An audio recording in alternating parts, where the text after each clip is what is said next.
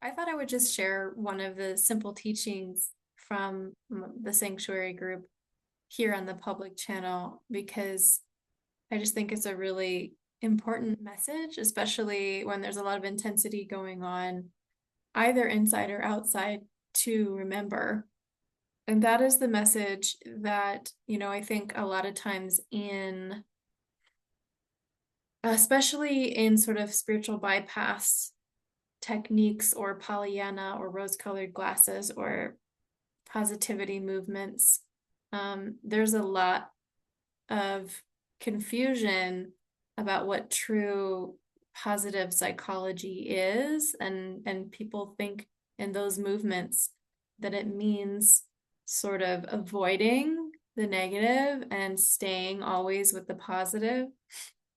And in my experience, that itself is quite a dysregulated way of thinking. Um, so actually, I want to just show you a slide that's part of one of the lesson plans in my uh, sanctuary community group at the moment, which is this one. Um, we're talking about we're talking about the seed dream right now, which is when we have enough regulation on board that it's actually um, interesting and curious and orienting to us to start to think about the future and to start to think about what the future could look like if it really aligned with our soul and the imprint that our soul wants to express in our existence, in our life. And a lot of times what can happen when we start to introduce this really healthy desire is we come right up against what you might call our demons. And sometimes literal ones, if you want to go that shamanic route, or that just as a term for the inner critic or profoundly scary emotional states, or even profound physical symptomology in our bodies. Um, and the message I really wanted to leave here with this slide and with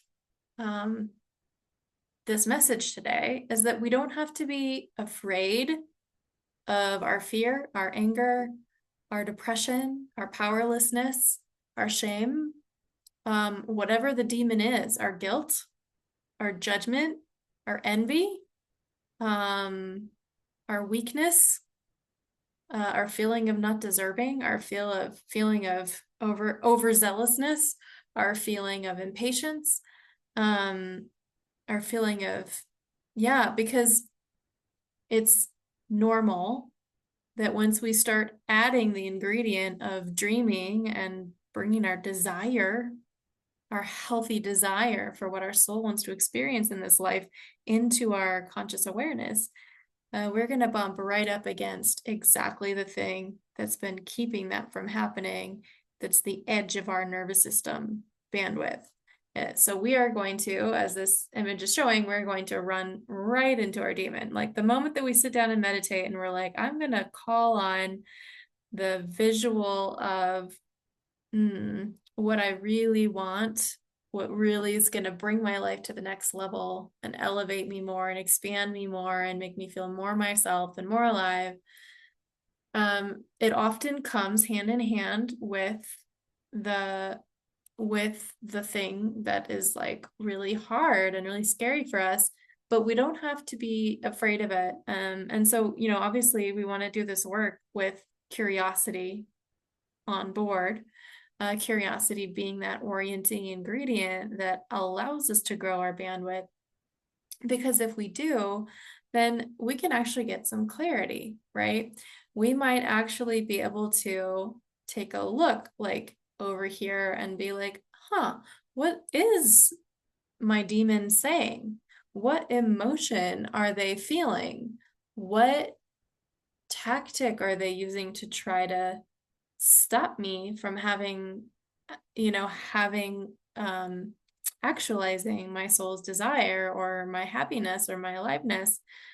Um, and obviously if it's overwhelming and flooding you, then we can let go of this practice and just kind of be more in a state of enjoying the present moment. That means we just need to stabilize our own basic regulation some more. So you can always step away.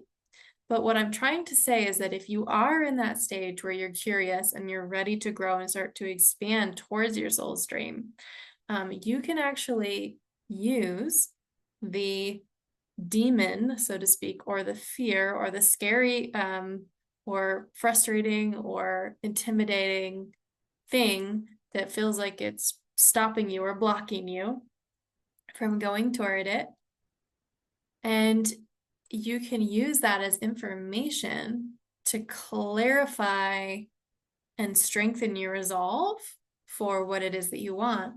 So it could even be that like these two things started out as blobs. I'm just going to give an example. Like say that this person is meditating.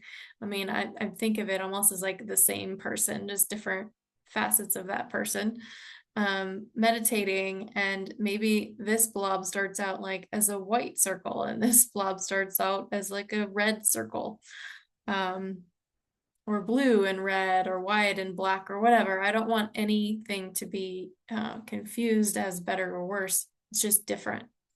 Um, and they're like, I really want to clarify what my desire is that I want to move toward.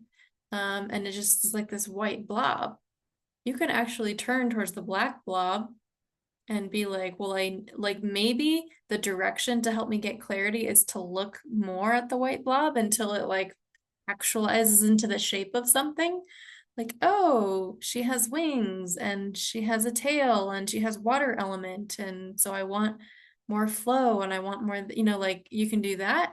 But you can also look over here and be like, oh, like he's really tense and really mad and blah, blah, blah.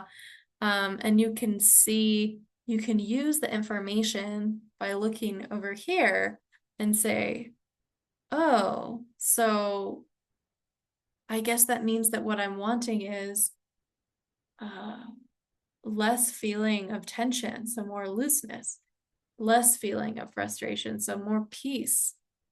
You see what I'm saying?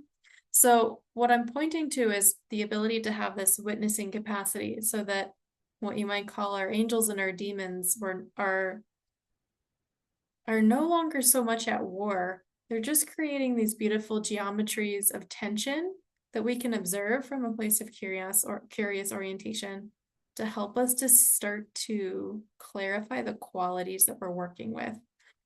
So I hope that this is useful for you. And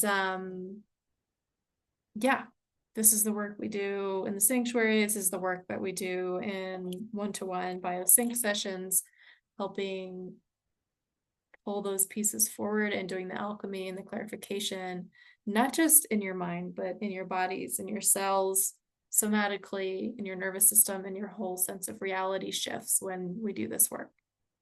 So you know where to reach me if you are curious to do some exploration of your own to